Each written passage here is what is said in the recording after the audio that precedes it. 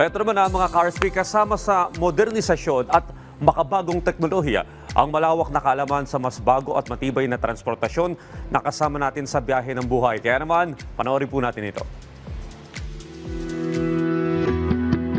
Sa mundo ng negosyo at kalakalan, mabilis ang takbo ng pagbabago.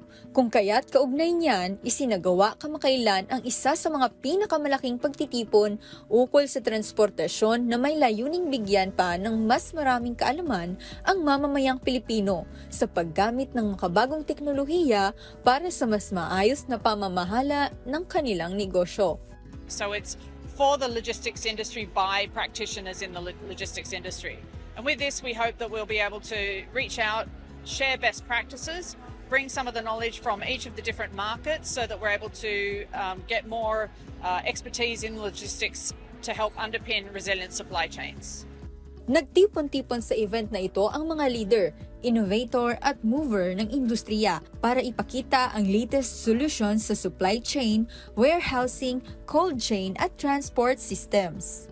Kasabay ng paglaganap ng teknolohiya dito sa bansa, ang pag-usbong ng bagong ideya. Ipinakita dito kung paano nagagamit ang makabagong teknolohiya gaya ng Artificial Intelligence o AI upang mas mapaayos ang logistics at transport sector. Naniniwala ang event na ito na kayang makipagsabayan ng Pilipinas sa mga makabagong teknolohiya na patuloy na umuunlad.